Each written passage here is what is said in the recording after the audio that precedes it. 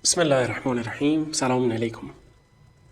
Today I will reflect upon a verse from the Holy Quran, Surah Al-Baqarah, verse 104. In this verse, God says, Ya ayyuhalladhina amanu, la taqulu ra'ina, wa qulu unẓurnā, wasma'u, walil kafirina adhabun alim.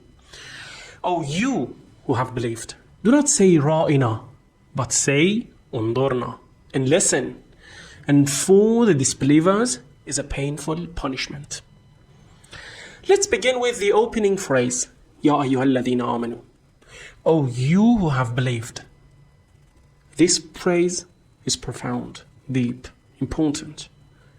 It marks the first instance in the Quran where God directly addresses the believers of this final ummah, the community of Prophet Muhammad, peace be upon him. When you study the Quran, you'll notice a pattern. When God addresses or refers to the believers of this ummah, He often uses the phrase الَّذِينَ آمَنُوا. However, for communities that came before Islam, different terms are used. For the believers of Noah and Hud, the term qawm, meaning people or nation, is used, as in qawm Nuh or qawm Hud. For others, the term companions is employed, as in وَأَصْحَابَ مَدْيَنَ. For the people of Moses, peace be upon him, the expression Bani Israel is common. The meaning intended by the Holy Quran in this phrase الَّذِينَ آمَنُوا is distinct from the meaning conveyed by the term mu'mineen. Pay attention, please. This subtle distinction can be understood through a deeper comparison of Quranic verses. Consequently, verses beginning with this address, Ya ayyuhalladhina amanu, carry a unique significance and can be approached with a special perspective. Now, let's examine the core command of this verse. لا تقولوا رَاعِنَا وَقُولُوا انظُرْنَا. Do not say Rā'inā, but say this word, Unẓurnā. Not this word, but that word. Okay? The verse instructs the believers to use the word Unẓurnā instead of Rā'inā. The command is so serious that the verse concludes by warning that failure to heed this type of guidance is characteristic of disbelief,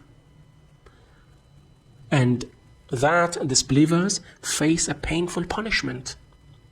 This is a stern prohibition against using a single specific word. What is it? What's wrong with this word, Rā'inā? To understand this, we look at the historical context. When the Muslims of Medina sometimes couldn't keep up with the Prophet's words, perhaps due to his rapid speech, they would ask him to slow down so they could better comprehend. They used the word Rā'inā, which is a concise term from Arabic meaning attend to us or consider our condition. It was a perfectly innocent request. However, as another verse in the Quran explains, some from the Jewish community in Medina would twist this word. In their dialect, Rā'inā could sound like an insult, meaning something akin to, oh, our evil one. Or it could be twisted to mean, listen, may you become deaf. They use this linguistic loophole to mock the Prophet and the believers. This verse teaches a powerful lesson about awareness and foresight.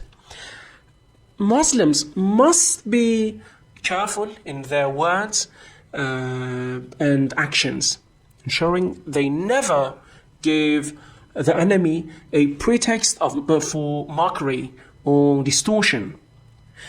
They should avoid using even a simple phrase that could be weaponized by their opponents.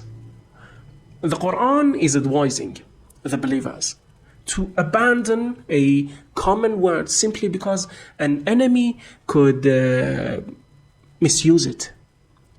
The scope of language is vast.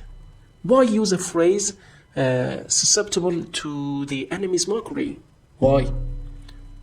So, a divine instruction was revealed. Instead of saying Rā'inā, the believers were told to say Unẓurnā, which means look upon us, or give us your attention. This new word conveyed the same respectful request without carrying the potential for a malicious distortion. So, this single verse offers several timeless takeaways for us today. First, pay attention to the implications of your words. The verse begins لا تقولوا رَاعِنَا. One might speak with the best of intentions, but we must also consider the impact and potential misinterpretations of our words. Second, the enemy in any context observes our actions and words, seeking any opportunity to strike. The prohibition لا تقولوا رَاعِنَا shows that even our vocabulary is under scrutiny. Third, Islam places great emphasis on the choice of appropriate words, measured speech, and the manner of presenting a matter. The instruction وَقُولُ انظُرْنَا is a direct command to choose the better, clearer, and safer word. Fourth, politeness. Politeness in speech must be observed, especially when addressing elders, leaders, and teachers. The choice between Rā'inā and Unẓurnā is a lesson in refined etiquette. Fifth, if we are to urge others to observe politeness, we must lead by example. The verse itself begins with the most respectful address from God to his servants. Ya ayyuhalladhina amanu. This phrase is very respectful. And finally, a sixth point. When prohibiting something, it is often best to provide a suitable alternative. The Quran doesn't just say, don't say this. It says, لا تقولوا رَاعِنَا, don't say Rā'inā, وَقُولُ انظُرْنَا, say Unẓurnā, this word. Don't say Rā'inā, but say Unẓurnā instead. This provides clear, positive guidance, making the prohibition easier to follow and understand.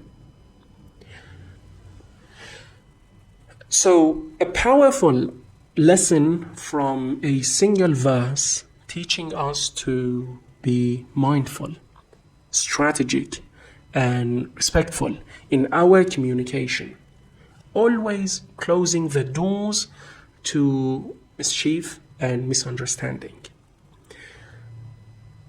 And this is really important.